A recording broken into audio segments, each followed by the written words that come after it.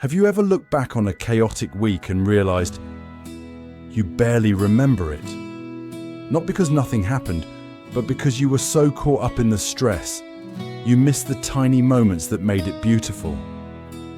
A warm cup of coffee, a smile from a stranger, that 2-minute song that made your chest feel lighter. In the whirlwind of adulting, careers, deadlines, and emotional overload, it's easy to forget. Joy doesn't always come in big, Instagram-worthy packages. Often, it's tucked away in the smallest, quietest pockets of our day.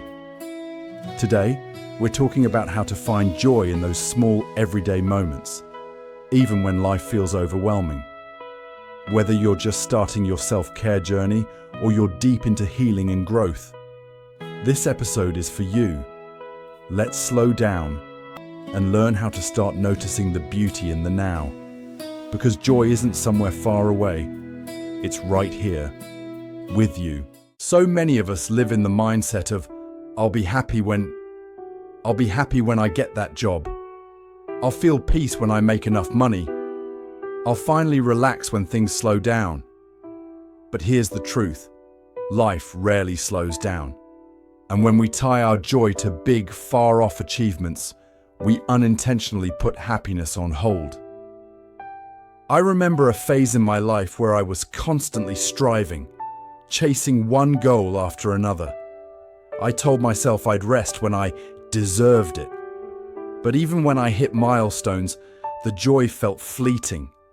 Because I wasn't present, I was always reaching for the next thing. Sound familiar? The truth is, joy doesn't only exist in celebrations. It exists in awareness, in presence, in choosing to see the ordinary through an extraordinary lens. We're not taught this growing up, but today, we're going to rewire that belief. There's actually science behind finding happiness in everyday life. It's called micro-joy. Micro-joy refers to those tiny bursts of positive emotion that come from small pleasures.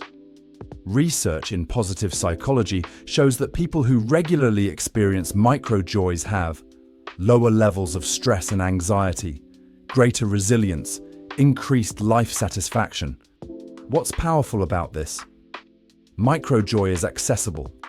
You don't need a vacation or a raise to feel it. Here's how it works. When you experience a small pleasure, like the smell of rain or the sound of your favorite playlist, your brain releases dopamine. Even just noticing something beautiful creates a chemical shift. You're training your brain to savor the present. And over time, you build a more joyful, less reactive inner world. It's not toxic positivity, it's brain training with a warm heart. Let me tell you a quick story. There was a time when I had a 45-minute commute every day. It felt like wasted time, traffic, noise, stress. But one day, I decided to stop fighting it. I left a little earlier. I made a special playlist. I started noticing the trees on the way, the changing colors of the sky. I'd sip my coffee slowly. I'd people watch at red lights, safely. And for 45 minutes, I gave myself permission to be. No multitasking, no rushing. What was once a dreaded task became sacred, a ritual, a place where I found peace. That's the magic of reframing. The commute didn't change, I did. When we learn to notice, even the mundane becomes meaningful. Let's move from ideas to actions. Because joy isn't just a concept, it's something we can practice. Here are 5 intentional ways you can invite more joy into your day. And I don't mean fake happy or good vibes only kind of joy. I mean real grounding joy. The kind that whispers, "You're okay, even here." 1. Start a daily tiny wins journal. We often measure our worth in big accomplishments, graduations, promotions, milestones. But what about the quiet victories? What about the fact that you got out of bed when your anxiety was screaming not to? Or that you showed up to that meeting even though you felt like an imposter? Or that you made someone laugh today? even if you were struggling inside. This is where a tiny wins journal comes in. At the end of each day, write down 3 small things that felt like wins. Here's what I wrote in mine once. Didn't check my phone first thing in the morning. Took a walk even though I didn't want to. Told my friend I missed them. That might seem insignificant. But when you read back on those pages a month from now, you'll see something powerful. You're trying. You're growing. You're showing up. That's where joy starts. 2. Create joy triggers in your environment. Our minds are deeply influenced by our surroundings. Think about how your mood shifts in a cozy cafe versus a messy, dim room. So, let's be intentional. What small changes can you make to surround yourself with joy? For me, I've started placing post-it notes with kind reminders around my apartment. One near the mirror says, "You don't need to earn rest." Another on the fridge says, "You're doing better than you think." I also have a little shelf that holds my joy items. A candle from a friend, a seashell from my last solo trip, and a photo of me laughing as a kid. Every time I pass by it, I feel anchored. Try it. Add a cozy blanket, a scent you love, a playlist that makes you feel alive. Let your space remind you, you're safe, you're allowed to feel good. 3. Practice the 5-second pause. This one changed everything for me.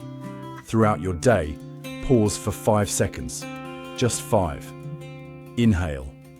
Exhale. Look around. What do you hear?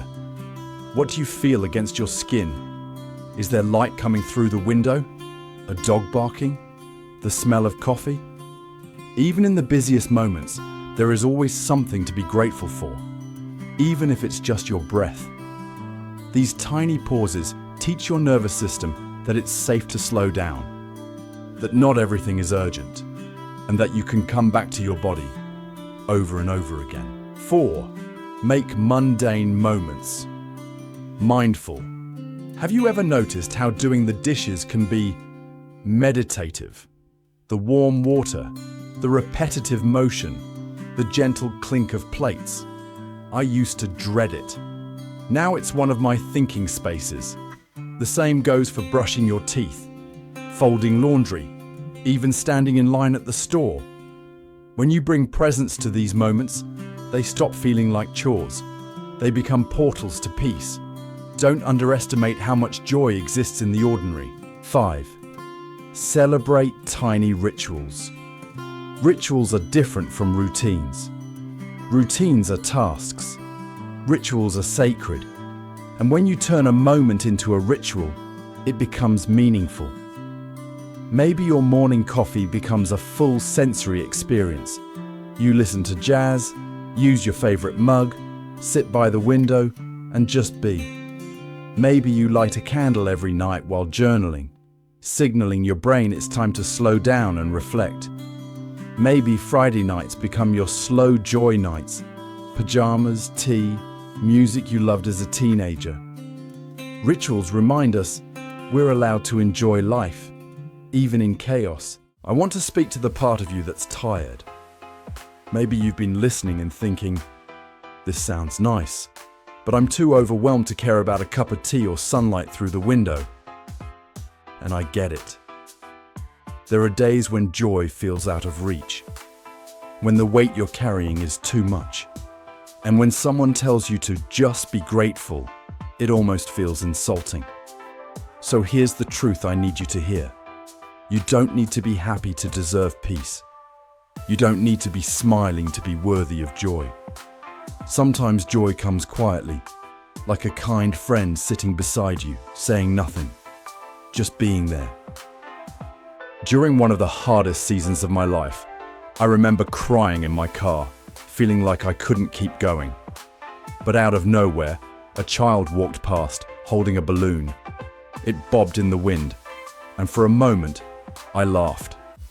Through tears, but still, I laughed. That laugh didn't fix my pain, but it reminded me. I was still alive. I could still feel. And if I could laugh, maybe I could heal. Joy doesn't erase struggle. It weaves itself through it. A moment of peace doesn't mean your pain isn't real. It means you're still human beneath the hurt, still worthy of softness. So if you're in that heavy space right now, I see you. And I promise, there's no rush, no pressure, just this one truth. Even on your hardest day, joy hasn't given up on you. So please, don't give up on it. So today, I invite you to do one thing. Find a moment, just one, and honor it. Hold it close. Let it remind you you're alive. And that's beautiful. Joy doesn't need to be loud or perfect. It just needs your attention. If this episode brought you peace, clarity, or a spark of inspiration, don't forget to like, subscribe, and hit that notification bell. Because here at MindShift Media, we're building a space where healing is real and joy is always welcome. Until next time, keep breathing, keep noticing, and remember, even in the chaos, you're allowed to feel good.